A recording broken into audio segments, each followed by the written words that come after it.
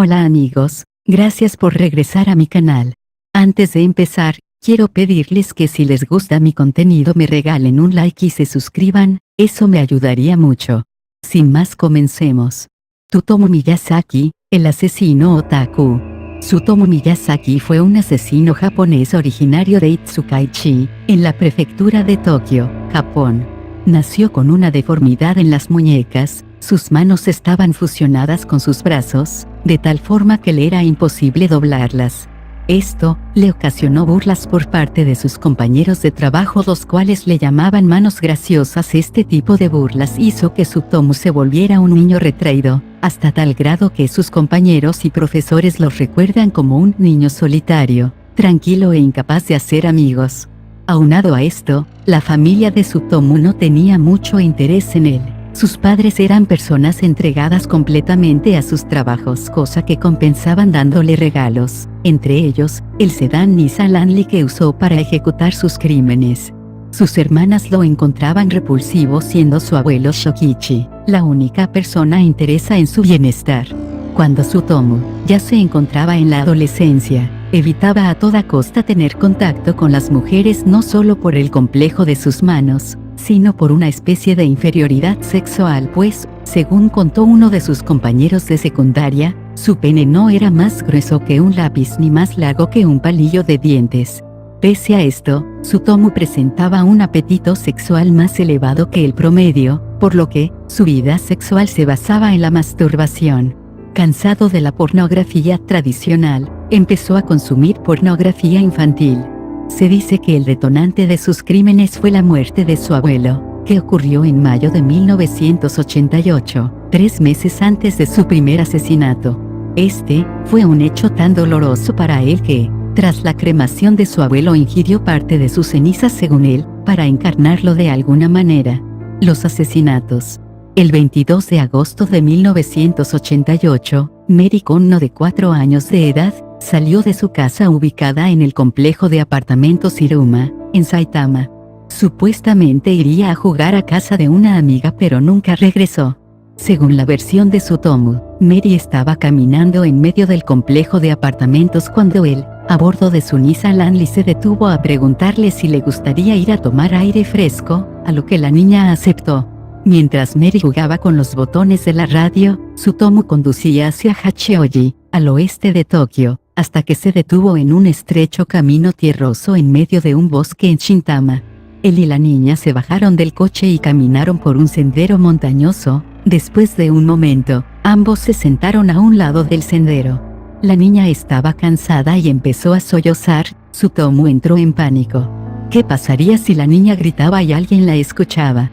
Para prevenir eso, decidió matarla ahorcándola.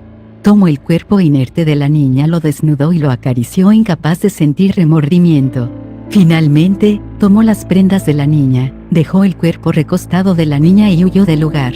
Tras lo acontecido, Tsutomu volvió a cobrarse otra vida, la tarde del 3 de octubre de 1988, cuando vio a Misami Yoshizawa, de 7 años, caminando al borde de una carretera, en Saitama. La convenció de subirse al coche y se dirigió a las colinas Komine Pass, donde cometió su primer asesinato. En un momento en que la niña estaba desprevenida, el asesino la estranguló y la desnudó una vez muerta. Abusó sexualmente del cadáver, pero se llevó un gran susto cuando el cuerpo de la niña se estremeció súbitamente. Aterrado, corrió a su auto y se marchó, dejando el cuerpo de Masami a unos 100 metros de donde se encontraba el cadáver de Mary. Tras reportarse las desapariciones, grupos de búsqueda locales se repartieron por toda la zona y los rostros de Mary y Masami aparecerían en miles de carteles. A pesar de esto, no se encontraron pistas sobre sus paraderos. El 12 de diciembre, el asesinato de una pequeña de Kawagoe podría a Tsutomu en peligro de ser capturado, pues la policía empezaba a sospechar que el asesino de las 3 niñas muertas era él mismo. Este cuerpo correspondía a Erika Namba, quien regresaba de la casa de un amigo cuando el asesino la metió a su coche y, tras conducir un rato, la obligó a desnudarse en el asiento trasero del auto, la fotografió y la estranguló.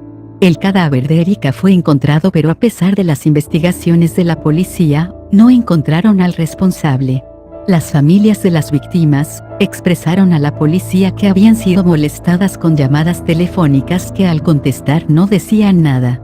El 6 de febrero, el padre de Mary encontró una caja con restos humanos calcinados, 10 dientes, shorts de niña, sandalias y una prenda de ropa interior de niña. Tras esto, el 11 de febrero, el asesino envió una carta de 3 páginas junto con una foto de la víctima. En dicha carta escribió lo siguiente: puse la caja de cartón con los restos de Mary delante de su casa. Hice todo. Desde el inicio del incidente Mary hasta el final. Vi la conferencia de prensa de la policía, donde dijeron que los restos no eran Mary. Ante las cámaras, su madre dijo que el informe le dio nuevas esperanzas de que Mary aún podría estar viva. Supe entonces que tenía que escribir esta confesión para que la madre de Mary no siguiera esperando en vano. Lo repito, los restos son de Mary. Firmando esta con un nombre falso. El 6 de junio, en un parque de Ayake cerca de la bahía de Tokio, Tsutomu se encontró con la niña Ayako Nomoto de 5 años. La niña jugaba sola, y el monstruo se acercó y la convenció de dejarse fotografiar, a lo que ella accedió tomándole muchas fotos de forma tal que ella se acostumbrase, se divirtiese y cogiese confianza. Entonces le pidió tomarle más fotos en el interior de su coche, y la niña aceptó. El asesino estacionó el coche a unos 800 metros y le entregó a la niña un palo de goma, pero esta, al ver las manos deformes de Tsutomu, lanzó un comentario que al asesino le pareció ofensivo. Lleno de ira, Tsutomu se puso unos guantes de vinilo, exclamó comillas: esto es lo que sucede con los niños que dicen cosas así, gruñó, la agarró por el cuello, la estranguló y, habiéndola matado, pateó el cadáver por unos 4 o 5 minutos, tras los cuales se calmó y envolvió el cuerpecito inerte en una sábana, poniéndolo después en el maletero del coche. Esta vez, el enfermo no se deshizo del cadáver sino que alquiló una cámara y se llevó el cuerpo a su apartamento, donde esperó 2 horas, lo puso en una mesa, lo abrió de piernas para destacar la vagina, y comenzó a tomar fotografías y a filmar mientras se masturbaba. Posteriormente y tras saciarse, ató las manos y pies del cadáver con nylon. Esta vez, tomó el cuerpo a casa, comparada en una tienda de video en Koenji y alquilar una cámara. La casa estaba a oscuras cuando se estacionó al lado del bungalow de 2 habitaciones. Esperó 2 horas, luego llevó el pequeño cadáver en el interior, donde se quitó la ropa y se limpió con una toalla en su patio trasero y arrojando todo el resto en una colina del bosque de Mitakeyama. 2 semanas después del crimen, fue a la colina, rescató los restos, los metió en una bolsa que guardó detrás de su habitación, y finalmente esparció esos restos por el bosque, quemando el pelo del cadáver, la ropa, las sábanas usadas para envolverlo anteriormente y la bolsa de plástico. 5 días después, el torso mutilado de la niña fue encontrado en el cementerio e identificado tras algunos exámenes forenses. Tras abstenerse algún tiempo, el domingo 23 de julio de 1989, Tsutomu vio a 2 hermanas que jugaban cerca de un lavado público en Hachioji, tras lo cual detuvo su coche y se bajó. «Quédate aquí», dijo la niña mayor a la menor, tras lo cual salió, corriendo a casa de su padre, quien inmediatamente corrió hacia el lugar de los hechos solo para encontrar a su hija menor desnuda junto a un desconocido que le fotografiaba la vagina. Furioso, el padre de la niña agarró a Tsutomu y lo tiró al suelo, pero este se apartó y salió corriendo hacia la orilla pantanosa del río, sobre la que corrió hasta volver a su coche, pero allí estaban esperándolo algunos policías que lo detuvieron bajo el cargo de obligar a una menor a cometer actos indecentes. 17 días más tarde, Miyazaki confesó haber asesinado a Ayako Nomoto, cuyo cráneo fue hallado al día siguiente en las colinas de Okutama. También confesó el asesinato de Erika Namba y el de Mari Kono, de los cuales los videoclips fueron encontrados entre las 6.000 cintas en la habitación de Miyazaki.